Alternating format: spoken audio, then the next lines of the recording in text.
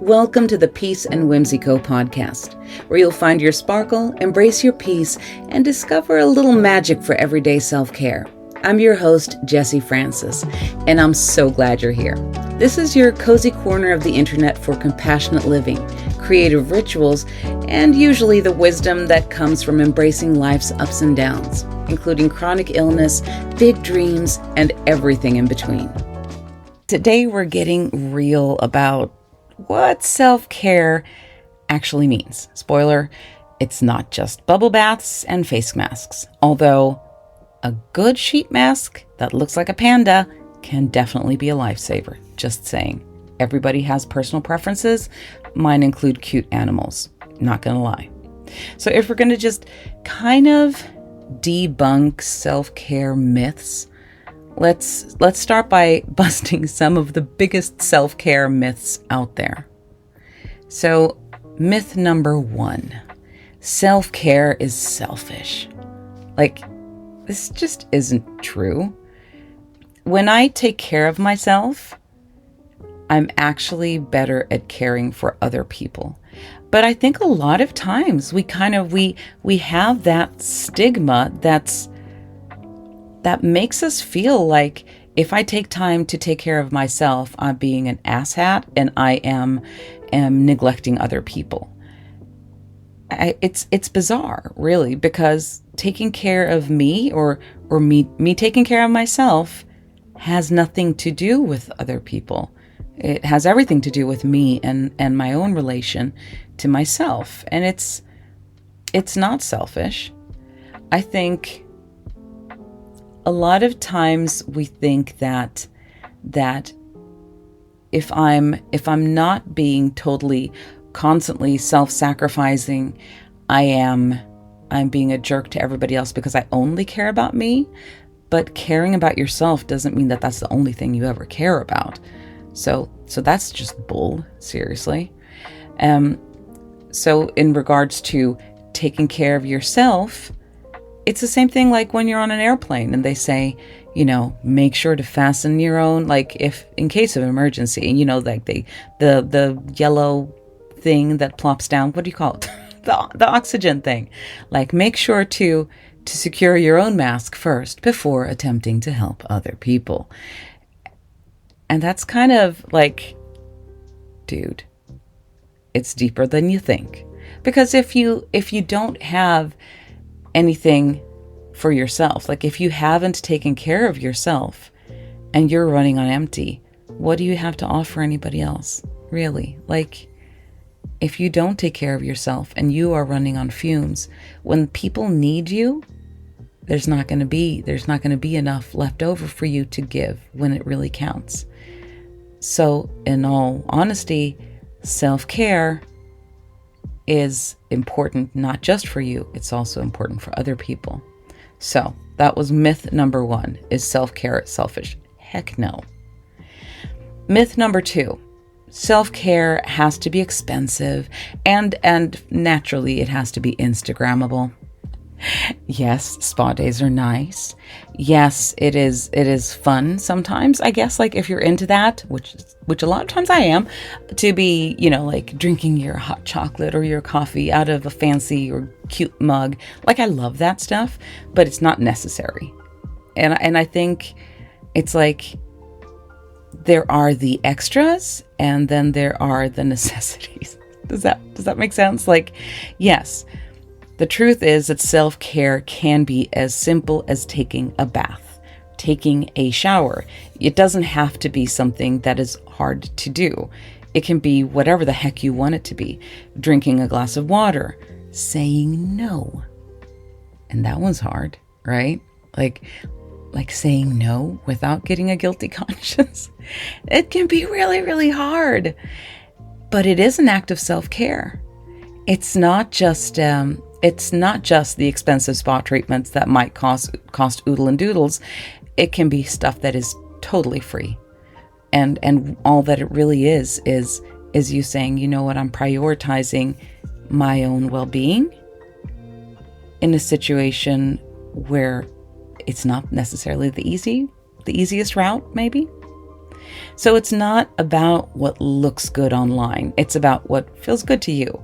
So if you do not like baths, and if you, cause like we have this discussion at home. I love me a good bubble bath. My husband thinks that taking a bath is gross. So to him, a bubble bath would not necessarily be self-care. It would probably be a form of torture, possibly. I don't know. But it varies. So you can't really say like self-care has to be this or self-care has to be that. Self-care needs to be what it means to you to take care of yourself.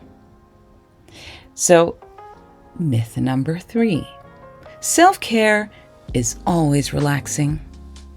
I mean, sometimes it is absolutely relaxing. Other times, self-care could be tough love.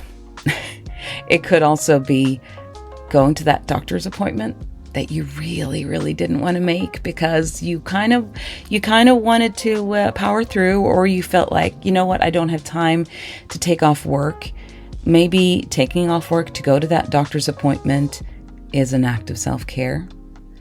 Having that hard, difficult conversation that you've kind of been dreading to have with a loved one or with a colleague, maybe putting down those boundaries and standing up for yourself, that's an act of self-care. It doesn't always have to be just chillaxing by the pool or by whatever, wherever you usually relax in front of the TV. Or maybe it is going to bed early. Even if you're like, dude, this is a really, really good book. I don't want to put it down. And I've been there so many times. To me, like, I have this thing where I get very locked. Like I get locked in and I have a difficult time turning things off. So to me, in this situation, like a way that I show myself self-care is I know that I do not start watching TV shows that I might get stuck in after a certain time, usually after 9 or something like that, on a weekday. Why? Because I know myself. I know that I'm going to get sucked in. I'm going to binge watch, and then I'm just going to not be able to turn it off. And I'll be exhausted the next day. So to me, in this situation, my act of self-care has been, if I want to watch something, I watch a movie because I know it has a definite ending to it. That being said, sometimes I do indulge and I watch a gazillion episodes of this or that. That usually tends to be Criminal Minds or something like that because I'm messed up that way. But like, to me, self-care, it's different things in different situations. Okay, myth number 4. You have to earn self-care. Well, that's just bullshit. I mean, seriously, nope. Everybody deserves care. Always. Seriously. Like, if you have to earn self-care, like, what? No. You do not have to earn self-care. Like, yes, it's nice to treat yourself once in a while. Absolutely. But you don't have to do anything specific to deserve to take care of yourself. I mean, just like we said with myth number 1, is self-care selfish? No, it's not selfish. It's essential to take care of yourself to be able to be there for other people. So no, you do not have to earn self-care. Self-care is vital for you as a human being.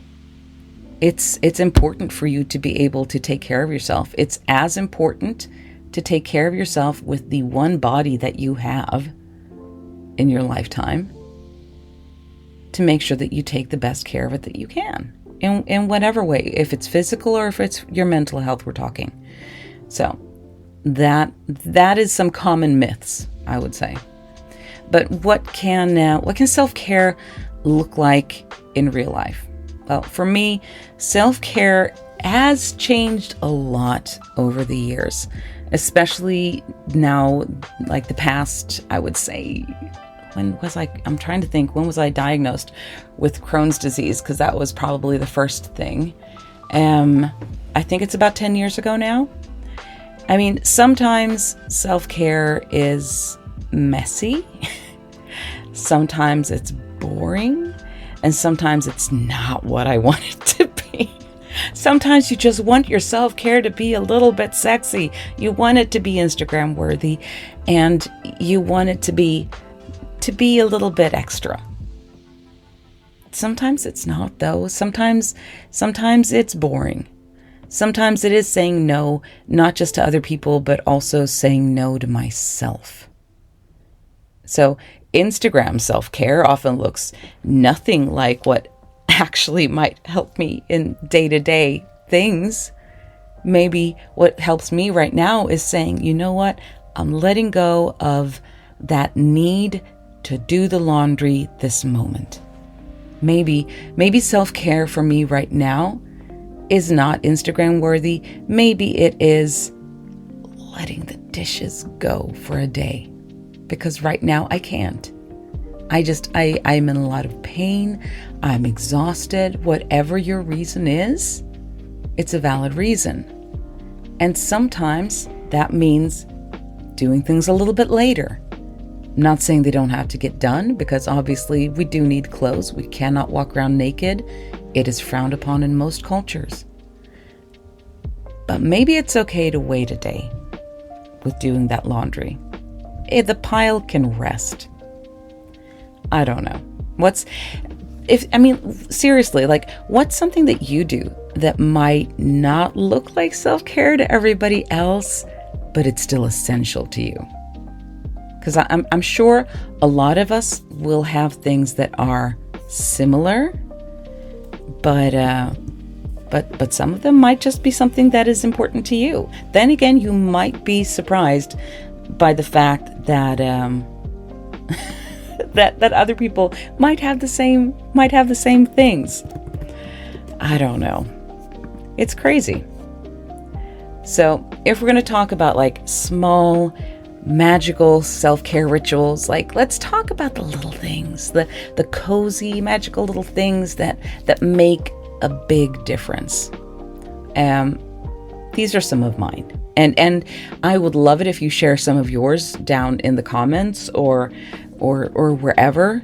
You can either comment on YouTube or on Facebook or Instagram or wherever.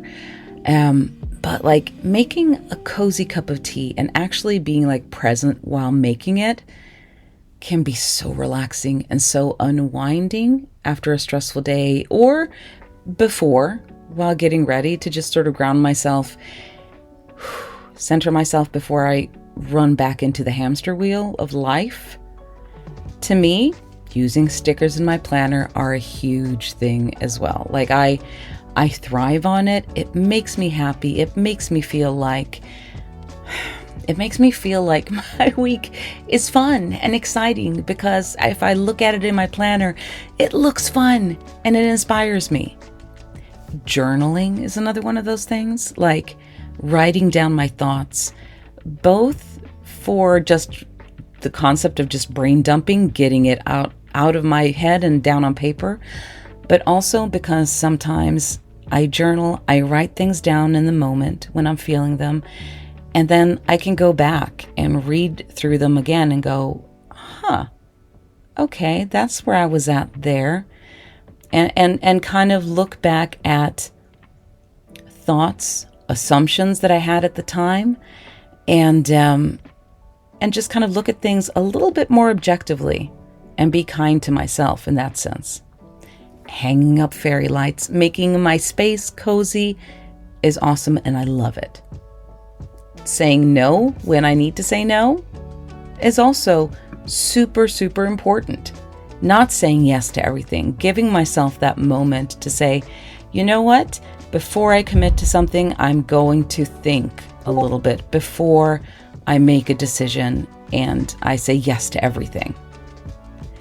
Listening to music, listening to an awesome playlist when I'm in a mood that needs a shift, possibly. That can be so helpful. Like music, that whole saying, music is what feelings sound like. Yes, it's cliche, but I love it because it's so true. It gives us, in some instances, a safe space to explore our emotions, a safe space to cry if we need to do that, or to sort of try to help ourselves to shift into a different mindset. So, I mean, it can be different for everybody, and from day to day. Sometimes I want the schmoozy McSchmooze music. Other times I need a little bit of that, crazy gangster rap. I don't know. Like, it's different from day to day. So I'd love to hear what you guys do for self-care. And before we wrap up, I would like to invite you to take a moment for yourself. Try a quick self-care activity, maybe for you. Maybe sit down, think about what you can possibly do. Take a deep breath, stretch, jot down 3 things maybe that bring you peace or brings a little bit of sparkle to your life. And here's a journal prompt. How about you write down 3 things that help you feel cared for, no matter how small or how silly they might seem. If you do this, let me know, because your stories inspire me and help this community to grow. And thank you so much for joining me for another episode of the Peace and Whimsy Co podcast. Remember, a little bit of whimsy can brighten every day. Cozy tools, creative hearts, and compassionate living. See you next time.